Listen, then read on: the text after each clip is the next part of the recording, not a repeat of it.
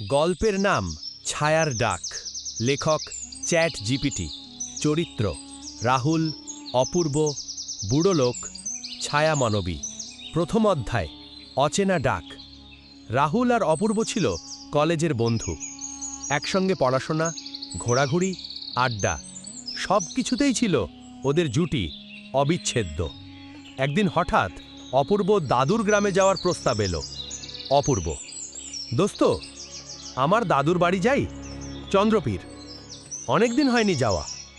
রাহুল: চন্দ্রপুর? শোনা যায় ওখানে নাকি এক পুরনো শ্মশান আছে, ভয় লাগবে না তো? অপূর্ব: হ্যাঁ, সে তুই আবার ভূতের ভয় পাস কবে থেকে? পরদিন ওরা বেরিয়ে পড়ল চন্দ্রপুরের পথে। বাস থেকে নেমে যখন হেঁটে গ্রামের দিকে যাচ্ছে, সন্ধে হয়ে গেছে। আকাশে অমাবস্যার ঘোর অন্ধকার, বাতাসে এক ধরনের কাঁপুনি। আর ঠিক তখনই রাহুল চোখ ছোট করে: তুই ওই দেখেছিস? ওই গাছটার তলায় কে যেন দাঁড়িয়ে আছে। অপূর্ব আতঙ্কিত: চল বাড়ি যাই আগে। কল্পনা করছিস তুই?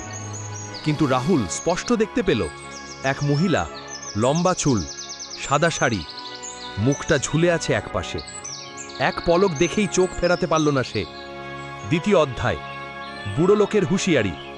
রাতে অপূর্বর দাদুর খালি বাড়িতে উঠল ওরা। আশেপাশে জনমানব নেই বললেই চলে।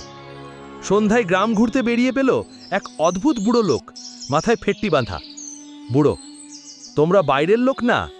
ওই পুরনো শ্মশান পথে গেছিলে বুঝি? রাহুল চমকে: আপনি জানলেন কিভাবে? বুড়ো চোখ সরু করে: ওই পথে এক ছায়া ডাকে। ডাকে বললে ভুল হবে, ও টানে, ছুঁয়ে ফেললে আর ফিরে আসা যায় না। রাহুল হাসল। অপূর্ব কিছুটা উদ্বিগ্ন হলেও ব্যাপারটা পাত্তা দিল না। অপূর্ব: দোস্ত, চল রাতে একটু শ্মশান পথ ঘুরে আসি। বুড়োর কথাগুলো কেমন সিনেমার মতো লাগছে। রাহুল রাজি হয়ে গেল।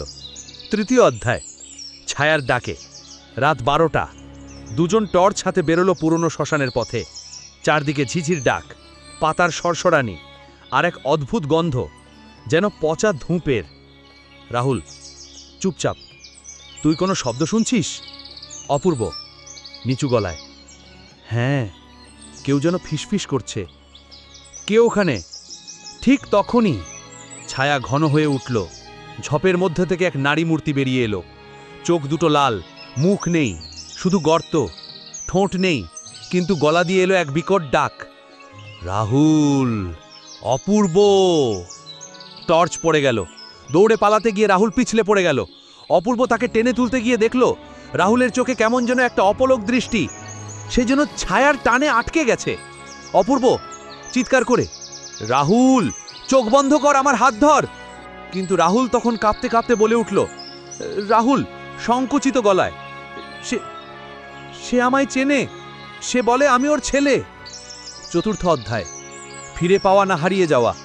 অপূর্ব কোনোভাবে রাহুলকে টেনে নিয়ে এলো। সকালে ওর জ্ঞান ফিরল, কিন্তু কথা বলল না, শুধু চেয়ারটায় বসে থেকে ফ্যাল ফ্যাল করে তাকিয়ে থাকত। 3 দিন পর এক সন্ন্যাসী এসে বললেন, সন্ন্যাসী, ছেলেটা ছায়ার টানে গেছে। সে যে ডাকে, তার শরীর থাকে না, কিন্তু আত্মা খোঁজে পরিচিত রূপে বাসা বাঁধতে। রাহুলকে রাখা হলো পুজো দিয়ে বেঁধে। গভীর রাতে ছায়া আবার এলো, তবে এবার দরজার বাইরে দাঁড়িয়েই ডেকে উঠল, রাহুল, আমি এসেছি, চলো চলো আমার কাছে। রাহুল চোখ মেলে চাইল, মুখে হাসি। তারপর হঠাৎ দরজার দিকে ছুট। সে আমার মা, সে আমায় নিয়েই যাবে। দরজা বন্ধ ছিল, তবুও রাহুল হাওয়ার মতো উধাও হয়ে গেল। শেষ অধ্যায় নিঃসঙ্গ অপূর্ব। আজ 5 বছর কেটে গেছে। অপূর্ব এখনো মাঝে মাঝে চন্দ্রপুরে যায়। প্রতিবার শ্মশান পথে রাহুলকে খোঁজে। কেউ কেউ বলে ওই গাছটার নিচে এখন এক ছেলেও দাঁড়িয়ে থাকে ছায়ার সঙ্গে, টর্চ হাতে, চোখে অপলক চাহনি, আর রাতে ফিসফিসিয়ে ডাক আসে, অপূর্ব, এবার তুই, অপূর্ব, এবার তুই।